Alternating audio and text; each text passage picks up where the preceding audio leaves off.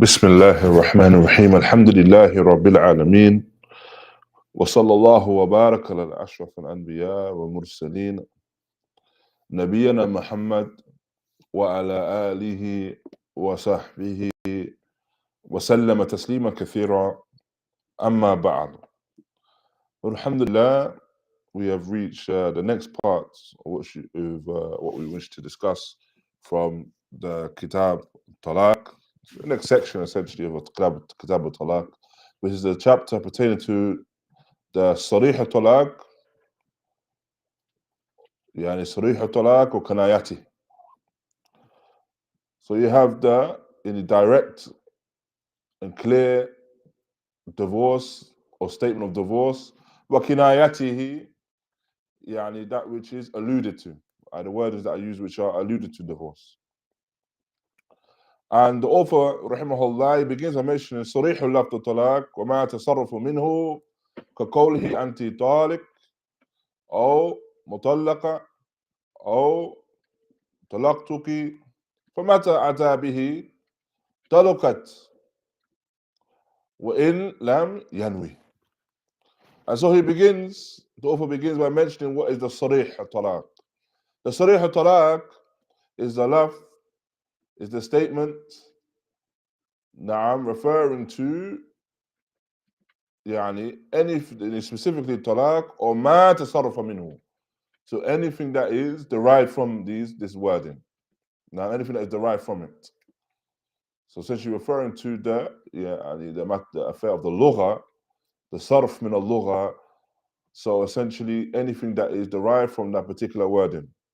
So for example, the man mentioning anti-taliq, the person mentioning that you are divorced, or you are mutallaqa, referring to you are the divorced individual.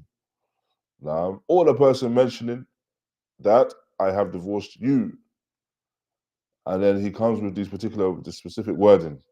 So, and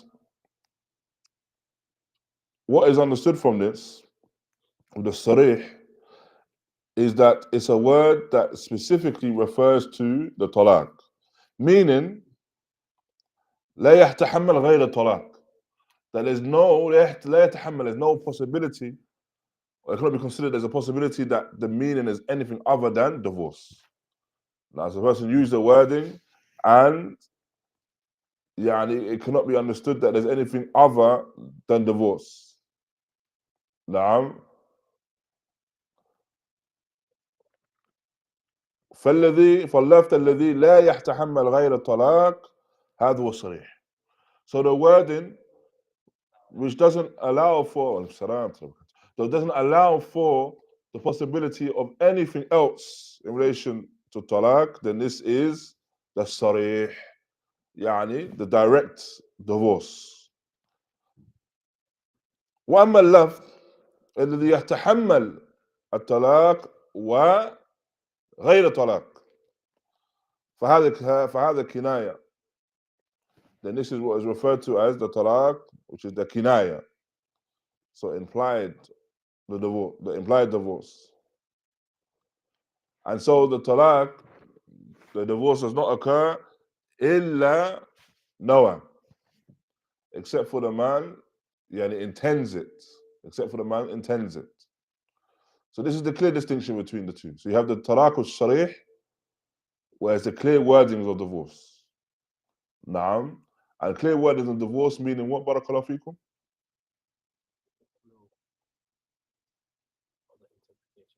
Naam. It cannot be interpreted other than that. There's no other possibility that it could mean anything other than that. So, and so the wordings, as essentially what we understand is if the word of divorce is used, the actual word divorce is used, or anything derived from that word, specifically divorce, if you're using it in terms of a noun or using it in terms of a verb, it doesn't matter. If the person is referring to the divorce specifically, then this is ṣarīḥ. This is ṣarīḥ. This is direct.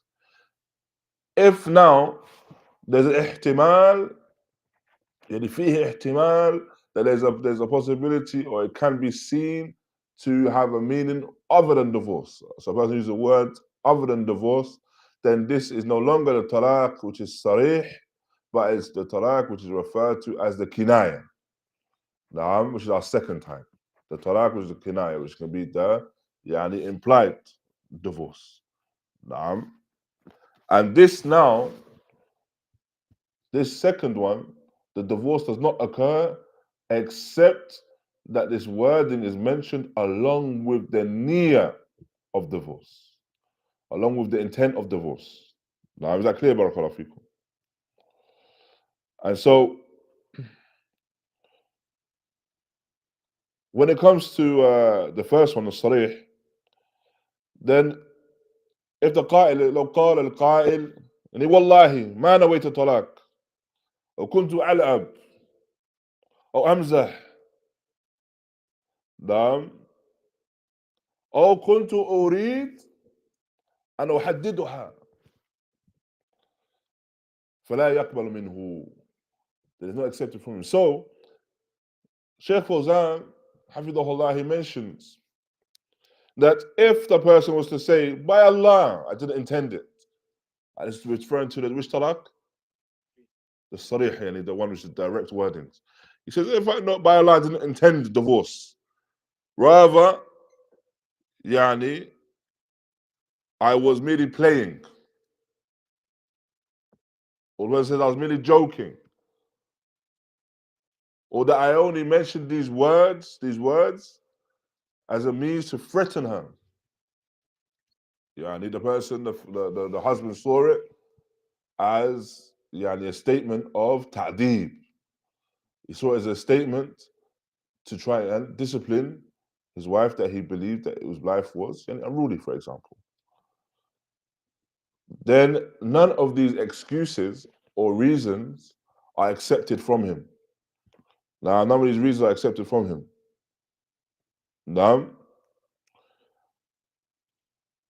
and so, as we mentioned, in relation to the narration, that there are three things that when they are jadduhun, that when they are regarded, when they are said in seriousness, then they are serious. Naam, wa hazluhun jad. And when they are said in jest, then they're still regarded as serious. At-talaq, wal-nikah, wa-raja'. The talaq, the divorce, the nikah, marriage, wal-raja', taking the spouse back after divorce. All of these statements are taken in all seriousness, irrespective of what the person intends. Naam. So, and it's the example of the first one, a talaq, the example of the first, which is the divorce, a man states to his spouse that he divorces his spouse. But he says, I was joking. But he says those words, divorce. Irrespective of whether he says it as a verb or whether he says it as a noun. But he's mentioned the words divorce. In this regard, Barakallahu Fikum, irrespective of whether he said it as in seriousness or he says it in jest, it is regarded as being a serious matter. And so it's taken seriously and it is regarded as a divorce. Yaqa at-talaq. Is that clear, Barakallahu Fikum? Likewise as well, a nikah. In relation to nikah, the al-father mentioned, the wordings of nikah are mentioned when it comes to the offering and the acceptance, irrespective of the person, whether it be the offerer, the one that's offering, or the one that's accepting, irrespective of whether they said these words in jest, if they said these words and the other conditions are fulfilled, then the nikah has taken place. The marriage has taken place. Is that clear, Barakallahu Fikum? And then the third one is in relation to the raja', where the person takes the wife back. So he's already divorced the wife, and he says in jest now that he takes her back. Irrespective of whether he says it in jest, whether he says it as a joke, he doesn't take it seriously, or whether he's saying it in seriousness, it's still taken seriously, as she's now returned as his wife. Now, واضح بارك الله فيكم. جيد. طيب. Thereafter, as mentioned, all the alfaz of talaq وما تصرف منه. So anything that is derived from this word, the talaq. The ta, lam, qaf. Anything derived from that, if these words are used, of course, we're referring to the Arabic. Anything derived from in Arabic, then this is talaq. However, this is not specific to the Arabic language. So any time the word of talaq or its meaning, i.e., meaning in another language, is used, then it's the talaq as-sarīḥ. So, for example, the person states the word divorce in English. So it's the word divorce in English. Then this word is regarded as being a talaq as-sarīḥ. And it doesn't now necessitate that it's stated in the Arabic language. Barakallahu feekum. طيب. And so the author goes on to mention وما عداه مما يحتمل الطلاق فكناية لا يقع به الطلاق إلا أن ينويه. And so anything which is other than that, so other than these words, and it's possible that these words are talaq, but when it says it's possible that these words are talaq, then we understand from that as well is that it's possible that these words are not as well. So when it says there's a possibility that these words are used for divorce, then it's also possible that these words are used for other than divorce as well, for him to. So it's something which is not absolutely clear cut. Then this is regarded as being the kināyah. The talaq is kināyah. And the talaq does not occur, the divorce does not occur in terms of the kināyah, except if he intends it. Now, if the man intends it. So words such as these, for example, a man states, اذهبي إلى أهلك. اذهبي إلى أهلك. And you go to your family. Now, go to your family. What can be understood from this is that he merely wants her to leave the home. He merely wants his wife to leave the home. However, of course, this can also be understood. Go back to your family in terms of go back to the guardianship of your father, my friend. I.e., and when does the woman go back to guardianship of her father? Except in divorce. So it can mean this or mean that. So if a man states these particular words, for example, the divorce does not occur except that he has that intention. Now, طيب فلو قيل له لك امرأة فقال لا ينوي الكذب لم تطلق. And so another example is if it is said to a man, do you have a wife? Do you have a wife? And he says no. He says no. And he's lying though, however. He intends that he's lying. Because he is married. But if he's asked, do you have a wife? He says no. Then with that, the talaq does not occur. Because he has not mentioned, even though he's lying, and al-ghalib, of course, by way of this, he would be sinful for the lie. However, the talaq has not occurred because he's not mentioned any specific wordings of divorce. Is that clear, Barakallahu Fi? He doesn't mention any specific wordings of divorce. However, if he stated, for example, that talaqtuha, I've divorced her, or if he was to have stated, نعم طلقتها, or تطلقت, that she's divorced. So if you state words such as these, however, he's intending to lie. He intends this by way of a lie. He hasn't divorced her. But he states these particular words, then in that scenario, the divorce has occurred. Now, why? Because he's mentioned specific word in the divorce now. And even though his intent was kadhib, now even though his intent was to lie, when he stated those specific words, with those specific words now, the divorce has occurred. Does that make sense, Barakallahu? Now, so it's important in terms of the wordings that are used. Now, thereafter, the author mentions إن قال لامرأته أنت خالية أو بريئة أو بائن أو بتة نعم أو بتلة. So he mentions that you are essentially free from me, or you are ba'in, referring to the absolute, yani complete divorce, the irrevocable divorce. وَيَنْوِي طَلَاقَهَا, and he intends this by way of this yani talaq. So he's using words that refer to yani irrevocable divorce. Na'am ba'in, for example, or bari'a, you are free from me. طيب. And he intends by way of that the irrevocable divorce, or he intends by way of divorce. Na'am. Then with this, she has been divorced 3 times. With this word and such as these, she's been divorced 3 times. إِلَّا أَنْ يَنْوِي دُونَهَا, unless the man intends يعني just one or anything less than that. وما عدا هذا يقع به واحد إلا أن ينوي ثلاثة.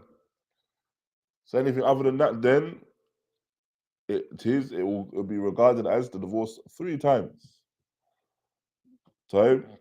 So to understand, we mentioned يعني the ṣarīḥ and we mentioned the kināyah. The kināyah here is where the person would state what, for example? Something that's indicative of divorce, however, but it can be regarded as something else other than divorce. So if what is the darbit, what is the specific thing now that will determines whether it's a divorce or not?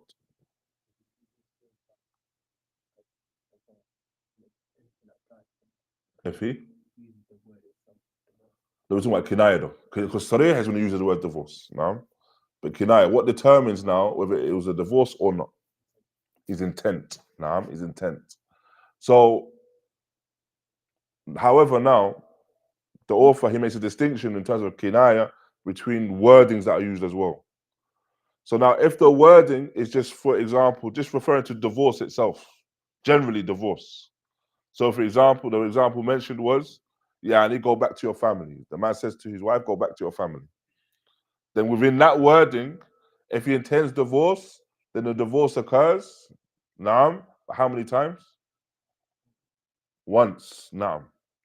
However, if he mentions wordings that indicate irrevocable divorce, naam, so he mentions that you are bariya, or he mentions ba'in, he mentions this the divorce, absolute divorce. So, then what occurs? And if he intends divorce by way of it, then what occurs? The 3 times. Except for what though? If his intent was just for less than that, for 1 or other than that, for 2. Does that make sense? So, what if he didn't intend divorce at all? It's taken as divorce? So he says he uses this wording, but he doesn't intend divorce at all.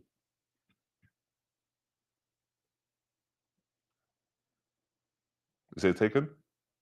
Anyone differ? What was the word he used? So he says that you are free from me. He didn't tell it, no. He didn't intend it's not divorce.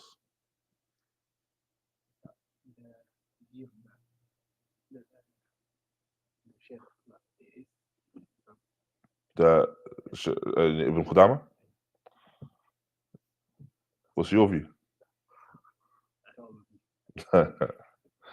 Now, essentially, all of these come under the term of a kināyah. So if it's kināyah, when we say kināyah, yani all of them, then the darbit, yani what determines that this is a divorce is what? A niyyah. Now, the intent. As for the intent now, then this may determine if it is 1 or 3. But the beginning stage is if he intends divorce in the first place. If he intends divorce now, then we look at the wordings. And based upon the wordings, if the wording is something general, like go back to your family, then this, and he intends divorce, then this would mean 1 divorce. But if the wording is more terminal, now the word is more terminal that he uses, then it would be the three. Now, is that clear, barakallahu fikum? If now, however, he states the words divorce or anything around that word. So when we say anything around it, he says the words divorce, yani clearly, whether it be a verb or whether it be a noun. Then what? Then it's a divorce. Then the divorce has occurred. Then the divorce has occurred because he's mentioned these wordings specifically. So now, وليس فيها ما يقتضي تكرار إلا كلما. And there's nothing in this عفوا, that was in the next page, sorry. وإن خير امرأته فاختارت نفسها فطلقت واحدة. And if now he gives the woman the choice, if he gives her the choice, and she says, I choose myself, so then with that wording there, the divorce has occurred. Now, with that wording there, the divorce has occurred. So if he says to her, Anti bikhayar, you have the choice. You have the choice whether to remain or to go. Now, and she chooses a talaq, then with that, the talaq occurs once. With that, the divorce occurs once. وإن لم تختر واختارت زوجها لم يقع شيء. And if now, for example, she doesn't make a choice, so he says you have the choice to remain, or to remain married or to divorce. وسكتت, she remains silent. Then in this scenario, she is still married. The marriage continues. Or she chooses her husband, then she remains married as well. Why is it, barakallahu fikum, that if she remains silent, that the divorce does not occur? Question clear?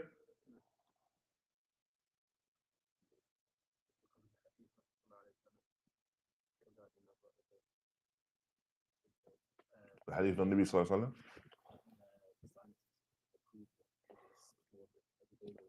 The science is the approval of the virgin. Well, she's not a virgin now. She's probably not a virgin. She's married. She's remarried. So not necessarily that. No. Why is the silence? Why is the silence significant now? Because in our current station, we're married. No, essentially that. The asl is she's married. And so she's within the contract of the marriage. And now something has to be stated in order for that contract to be ended. Now, so the contract may come to an end by way of the husband saying the words of divorce, or the words being stated of khula', for example. Or now in this scenario, the husband's giving her the choice. He's giving her the choice to remain married or to leave the marriage. But now she hasn't acted upon that choice. She hasn't said anything. So the affair remains upon its asl, which is she's married. Now, she hasn't stated anything to change that hal. Is that clear, barakallahu fikum? Because when we go back now, when we refer to the talaq, where we ṣarīḥ, naam or kināyah, then we're referring to alfāz, wordings. So wordings are significant when it comes to the end of that marital contract. So if nothing is mentioned, then with that, the marriage remains. Now, and then the author, he ends this particular part by mentioning وَلَيْسَ لَهَا أن تختار إلا في المجلس إلا أن يجعله لها فيما بعد. And so she does not have this choice except in that sitting, in that majlis. What's meant by majlis in terms of that period of time. In that period of time. So for example, they're sitting with one another And then throughout that discussion, the husband says, okay, you have the choice. You have the choice to whether to remain or to leave. That choice is afforded to her in that sitting. That choice is given to her in that sitting. If now they depart the majlis, so they leave that particular sitting, then that choice no longer remains. Except if now he has actually permitted for her to have that choice after that. Does that make sense? So he has to have stated that you have a choice up till Wednesday, so then in that scenario, she can make that choice in that time. But if now he just gives her the choice, then that choice is restricted to that majlis. So if he gets up and leaves, or she gets up and leaves, or they both leave, then that's the end of that choice. As for this matter of taraka al-ṣarīḥ wal-kināyah, then there are two points that I wish to mention as well in relation to them. Now, specifically al-kināyah. Now, yani 3 points. 3 points. The first point is in relation to yani al-talaq al-ṣarīḥ, where a person states the words of a talaq and afterwards, fil hal al-nadama wal hal al-nadam, when he's starting now to regret, yani he seeks refuge, yalja ila yani ahkam al-ghadab. He seeks to now use the ahkam that relate to ghadab, anger, and say that I only said these words in anger. So he states the words of ṣarīḥ. So he states the words of divorce, but he says I only said this in anger. The reality is, as mentioned by Shaykh Abdullah al-Sa'di, Imam al-Sa'di, he mentions in reality, anger is not yani an excuse for a divorce not to occur, due to the fact that the person generally will not state the words of divorce except in a state of anger. And what is understood from these wordings of anger is when the man is angry to the extent that he does not know what he is saying. يعني فهو شبه المجنون. نعم شبه المجنون. Or he has actually reached the state of yani insanity. Shaykh Uthaymeen raḥimahullah, he mentions further, and he categorizes this matter of anger. And he categorizes the people that fall into anger by way of 3. Now, the anger of 3. The first is the one where he is mildly angry, but he's aware of what he's saying. And thus, when he says his words of divorce, even if he is pushed by anger, then the divorce still occurs. And the Shaykh Uthaymeen mentions a second category, where he mentions the person is at a heightened sense of anger. To the extent that it is difficult for him to make tamyiz, or to essentially differentiate what is occurring from what is not occurring. And he will essentially state these words of divorce, then in this case the divorce does not occur. That's heightened state of anger. And then you have the third, where the person is in a state of anger to the extent that they have lost their faculties. So the anger is at a completely different level now, where they've lost their faculties. So essentially they're in a state of temporary junun, temporary insanity. Then this person, will certainly, then if they divorce in this state, then the divorce certainly does not occur. These are the 3 categories. It's upon the person really to be honest with themselves, understand that when they're stating this, that not that they're just a bit angry. And when they're stating these words, that they are, if they are well aware of what they're stating, وَيَخْتَرْ عَلَى بَالٍ, and it's crossed his mind, and there's been a degree of contemplation, even if it's lahza, even if it's a moment, and in that moment is acted out of haste, it still occurs. Divorce still occurs. Naam. Hence why as well, you have the narration of the Nabi alayhi salatu wasalam where he mentions, لا تغضب, do not become angry. Naam, do not become angry. And then he mentions it, alayhi salatu wasalam, miraran. He repeats this word, لا تغضب. Shaykh Abdullah Bukhari, hafidhahullāh, he mentions in the explanation of this particular narration, this advice from the Messenger of Allah sallallahu alayhi wasallam, Allah taghdab, and to not become angry, is an advice for the individual. Why? Because if the person allows anger, قد يترتب عليه أمور كثيرة أو سيئات كثيرة. Yani what can come as a result of that and as consequential of that are many evil matters. Then he mentions as an example to the extreme of qatl or a talaq. The extreme that it could end up with killing, the extreme anger ends up with the person killing, or the extreme anger could end up with the person divorcing. And going back to this matter that we're discussing here. So that's the first point that I wish to mention as a conclusion of this discussion.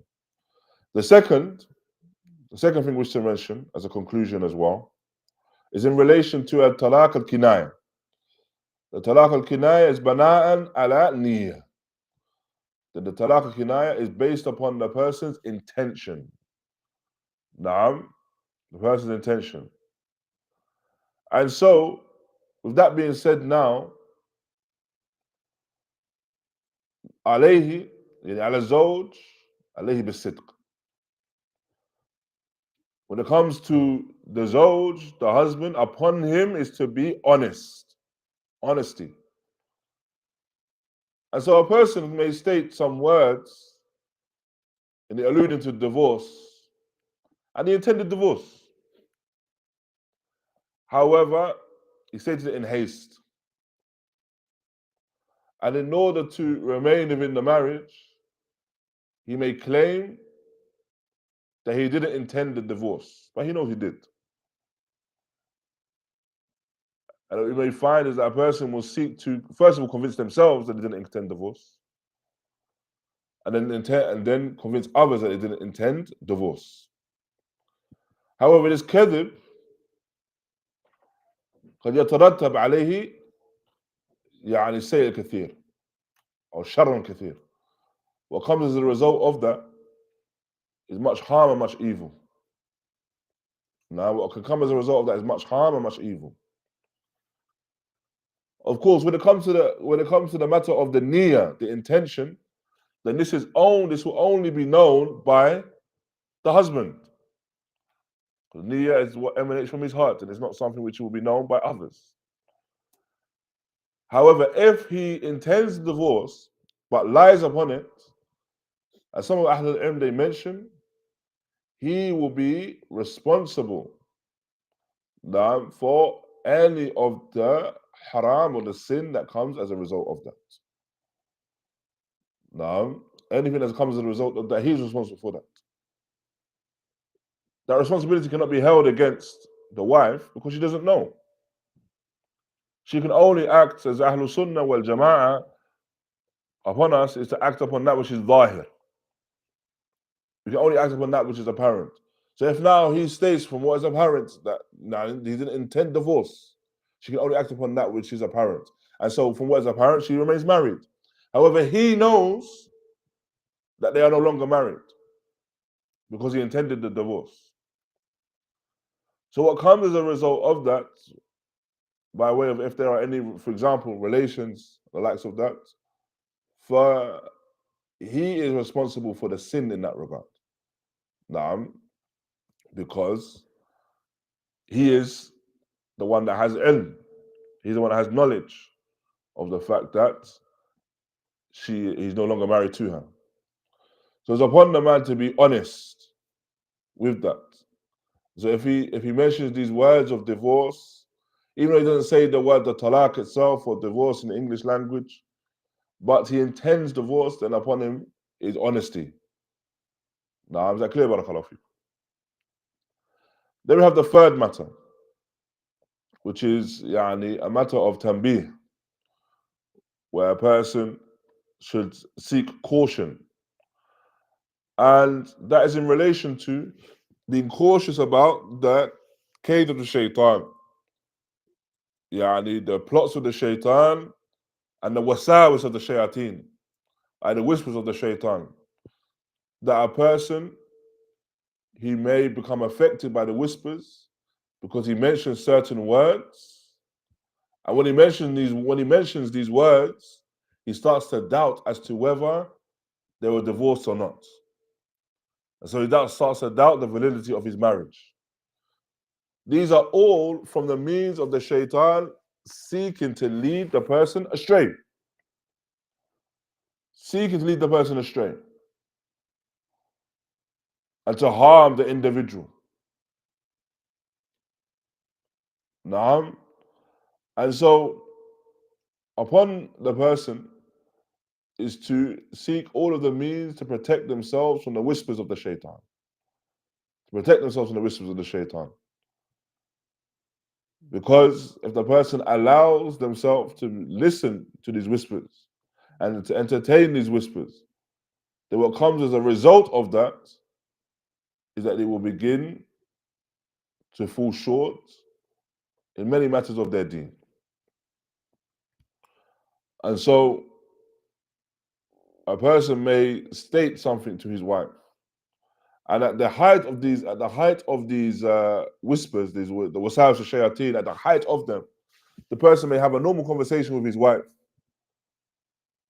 and he may state, there's a suggestion, for example, why do you go to see your parents? For example, it's a normal conversation.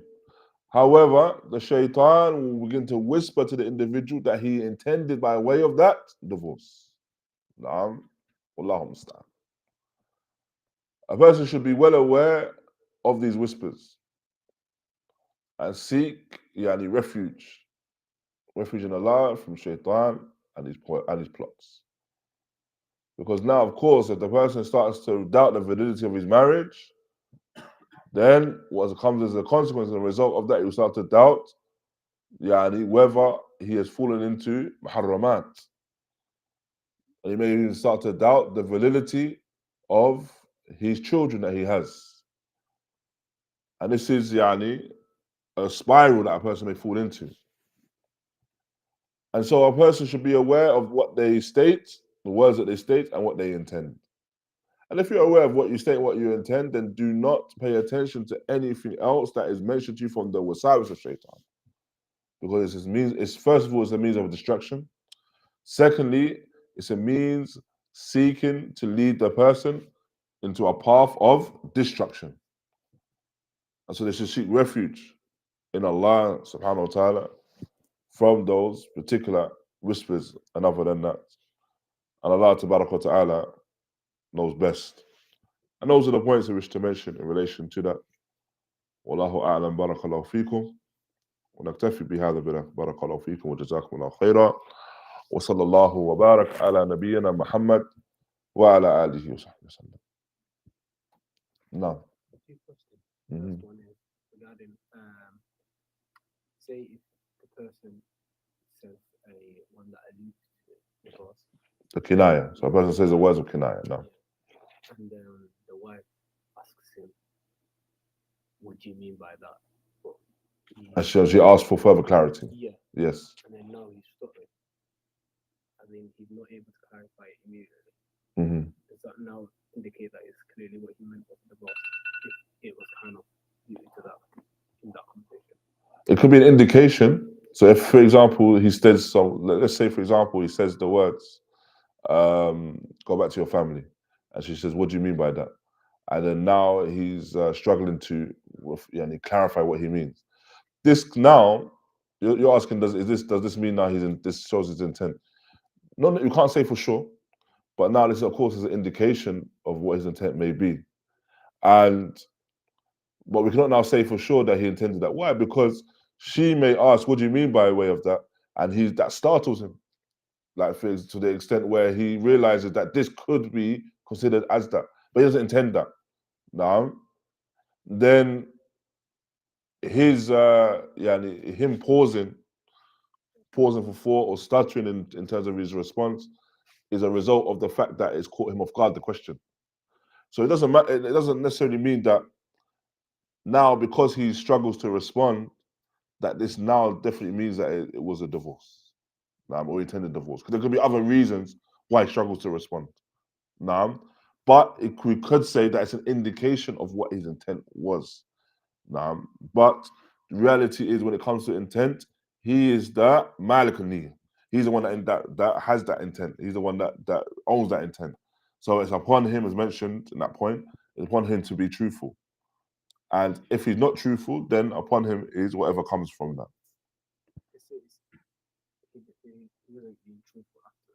So you're saying he wasn't being truthful? No. So he's saying, I didn't intend divorce, but he did intend it. No. You mentioned that him now having relations with her could mean just fall into zina and the likes of that. No.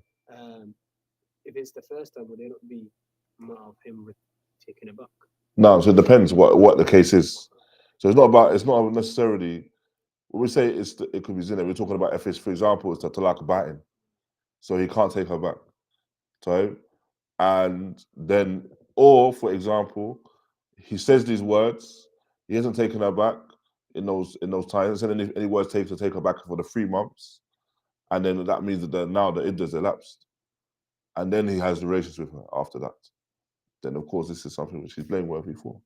But we're talking about if now, for example, it's the talaq, which is the first or second talaq, where it's revocable, he can take her back, and then he has relations with her, then if he intended a divorce, then it's a divorce. Now, even if he lies, I say he didn't intend it. If he did intend divorce, then it's a divorce. But then when he has relations with her, then he has taken her back. But then that means, if it was the first time this happened, that now means that there's 2 divorces that remain. No. Is it wajib upon him to clarify that the first one? It's wajib upon him at all points to clarify. Now, so even if, let's say, for example, he intended it, he lied, and he said, I didn't intend it, and then this occurred. So he lied, he said, I didn't intend it, but he did intend it. So a divorce has occurred in this scenario, and then he has marital relations with her. So now, because of that, he's taken her back.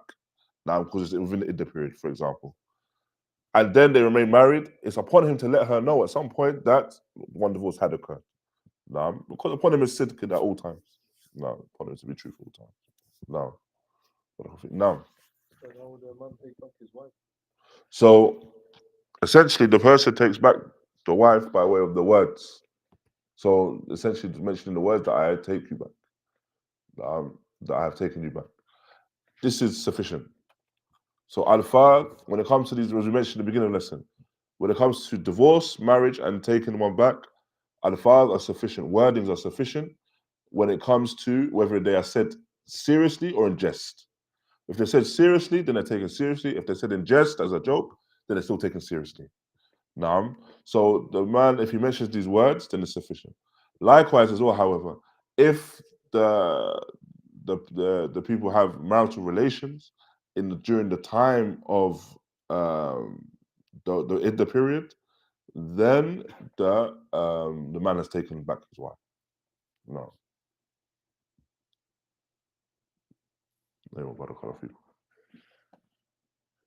Those both your questions, yeah? Okay. لا بأس. جزاكم الله خير. بارك الله فيكم. جزاكم الله خير إخوة. رحمكم الله وصلى الله وبارك على نبينا محمد وعلى آله وصحبه وسلم.